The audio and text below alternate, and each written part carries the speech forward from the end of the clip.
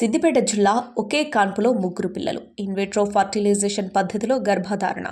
కుకునూరి నాగరత్న నరసింహుల దంపతులకు వివాహం జరిగి 8 సంవత్సరాల నిరీక్షణ తర్వాత గర్భధారణ అయింది. ములుగు మండలం అడవి మజీద్ గ్రామానికి చెందిన దంపతులు గజ్వేల్ జిల్లా ఆసుపత్రిలో ప్రసవించగా ఒకే ప్రసవంలో 2 మగ శిశువులకు 1 ఆడ శిశువుకు జన్మనిచ్చింది.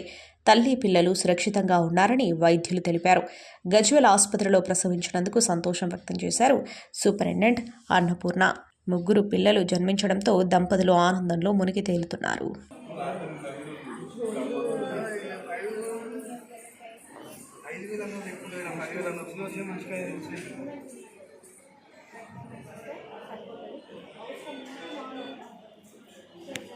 నా పేరు నరసింహ, భార్య పేరు నాగరత్న, అడవి మసీద్ గ్రామం, మండల్ సిద్దిపేట డిస్టిక్. మాకు గత 8 సంవత్సరాలు మ్యారేజ్ అయ్యి 8 సంవత్సరాలు.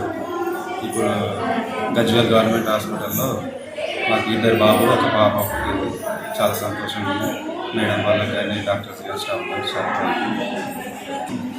బంజారా హిల్స్లో IVF ద్వారా ప్రెగ్నెంట్ రావడం.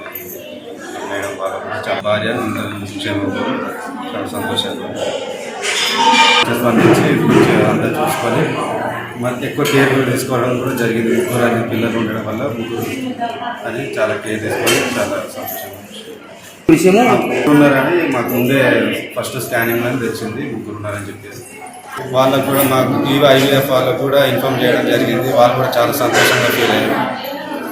బాగుందని అన్నారంటే బాగుందని. Like, share and subscribe to Saira TV. Oh, Saira!